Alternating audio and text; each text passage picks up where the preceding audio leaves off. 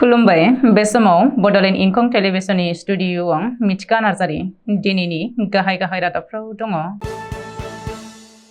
नबकुमार सरनियाया क'क्राझाराव बिसायख'थि गेलेनो हालिया।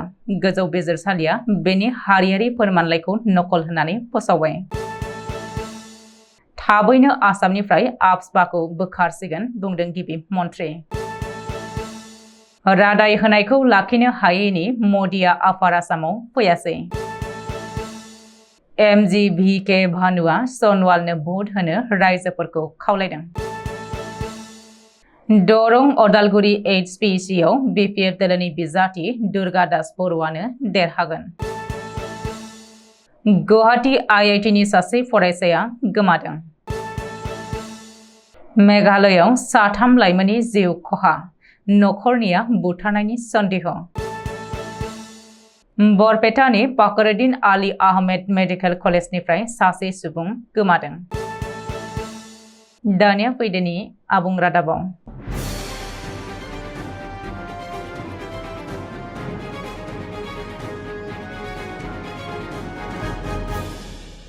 खैफोदाव क'क्राझारनि बारग' MP नबकुमार सरनियानि राजखान्थि केरियार।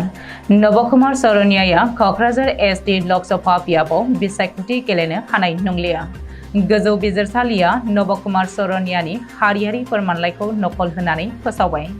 मख'नो गोनांदि नबकुमार सरनियानि हारियारि फोरमानलाइनि सायाव गुवाहाटी गोजौ बिजिरसालिया बृहस्पतिबारखालि फिन खोनासंथि होदोंमोन, जेराव गोजौ बिजिरसालिया नबकुमार सरनियानि हारियारि फोरमानलाइखौ नकल होनानै राय होयो।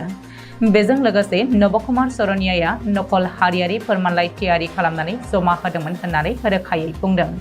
बेनि उनावनो क'क्राझार लकसभा बियाबाव नबकुमार सरनियाया फिन बिसायख'थि गेलेनो हानाय नंलिया होननानै 100% रोखा जादों।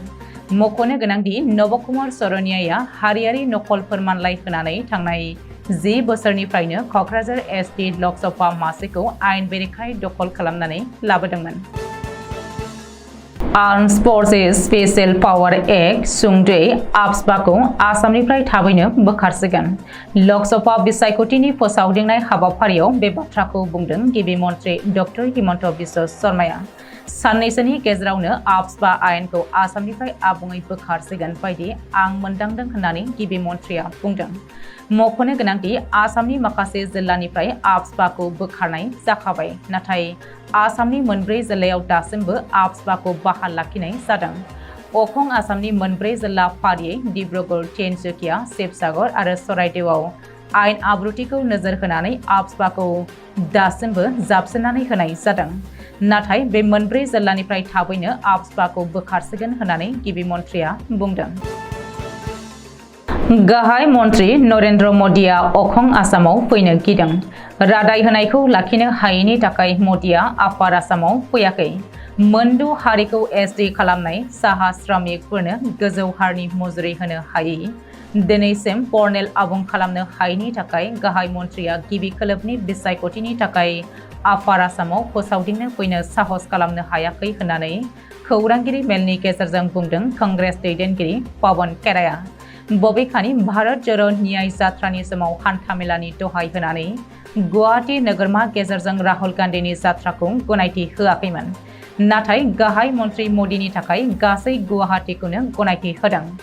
मदिया सौफैनायनि सिगांनो रिहार्सेल खालामनो थाखाय GS र'डखौ बन्द खालामदोंमोन, एम्बुलेन्सखौबो होबथादोंमोन।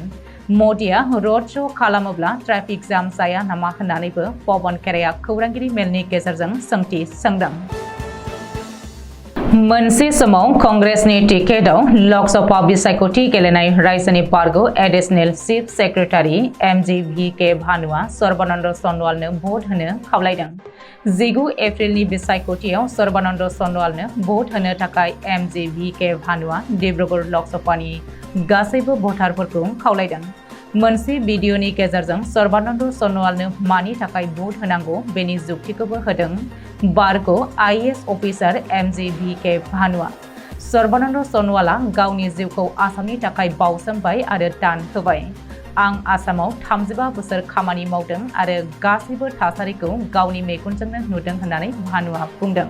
बबेखानि सर्बानन्द सन'वालनो भट होनानै देरहाहोयोब्ला बेयो मिरुआव मन्थ्रि जागोन आरो आसामनि जौगाथायनि फारसे खामानि मावगोन। बेयो सासे मोजां सुबुं। राजखान्थियाव बेबायदि सासे मोजां सुबुंखौ नांगौ।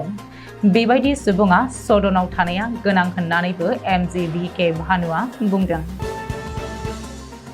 BJPनि बिजाथि दिलीप सयकियाया जोबोद गाज्रियैनो जेनगोन।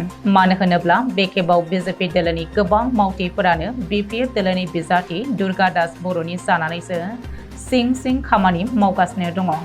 बेनि अनगायैबो BJP दोलोखौ फेजेननो थाखाय बे खेबाव कंग्रेस आरो AIUDF दोलोआबो जेबो रादाय गैयालासेनो BPF दोलोनि बिजाथि दुर्गा दास बर'खौनो देरहाहोनो थाखाय BPF दोलोनि नांगोल सावगारियावनो भट होजोबगोन। बे बाथ्राखौ दिनै कमलपुराव BPF दोलोनि आफादगिरि आरो BTCनि बारग' गाहाय हाग्रामा महिलारिया खौरांगिरिनि सिगाङाव बुंदों। आथिखालाव दरं उदालगुरि समस्तियाव BJP दोलोखौ फेजेननो हागोन दोलोआनो जादों BPF दोलोल'सै। BPF दोलोनि अनगायै BJP दोलोखौ फेजेननो हानाय गोहोआ रावहाबो गैया। बेनिखायनो BJP दोलोखौ फेजेननो थाखाय दरं उदालगुरि HPCनि रायजो राजाया BPF दोलोखौ हेफाजाब होनो आवगायबोदों होननानै हाग्रामा महिलारिया बुंबावदों। गुवाहाटी IITनि सासे फरायसाया गोमादों। कंकन कलिताया पुलिसनो फोरमायथिनाय बायदिब्ला राजस्थान अलवरनि थागिबि गुवाहाटी IITनि सासे फरायसाया थांनाय मंगलबार 9 एप्रिलनिफ्रायनो गावनि लोगोजों बाइक भारा लाना थांफानायनि उननिफ्रायनो गोमानानै दङ होननानै मिथिनो मोननाय जादों। गोमानाय सुबुंखौ BTech 30 बोसोरनि फरायसा दिबाकर मिर्जा होनानै सिनायथि होनाय जादों। जालुकबारि पुलिस थानानि ओनसोलाव बाइकनिफ्राय ओंखारनानै थालांनायनि उनाव गोमानायखौ मिथिनानै गुवाहाटी IITआ पुलिसनो एजाहार होनायबो जादोंमोन। बबेखानि फरायसानि बिबथैयाबो गोमानायनि सायाव जालुकबारि थानायाव आरोबाव एजाहार होबावनायखौ मिथिनो मोनबावनाय जादों। दिबाकर मिर्जानि फंबाया फोरमायथिनाय बायदिब्ला बेयो थांनाय मंगलबार खालि 5:30 रिंगासोआव गावनि लोगोजों बाइकआव गुवाहाटीसिम थांफादोंमोन। बेनि उनाव उजान बाजाराव गंसे गारिखौ भारा लायो आरो लोगोनि बाइकखौ सालायनायनिफ्रायनो दासिमबो गोमानानै दङ होननानै मिथिनो मोननाय जादों। मेघालय रायजोआव आसामनि गवालपारा जिल्लानि 3 लाइमोनफोरा अरजों खामथार जानानै जिउ खहा जानायाव ओनसोल नाङैनो दुंहाव थासारि सोमजिहोदों। बे जाथाया मेघालयआव थानाय सानजा गार' हिल्स जिल्लानि आवागासि जायगायाव जादों होननानै मिथिनो मोननाय जादों।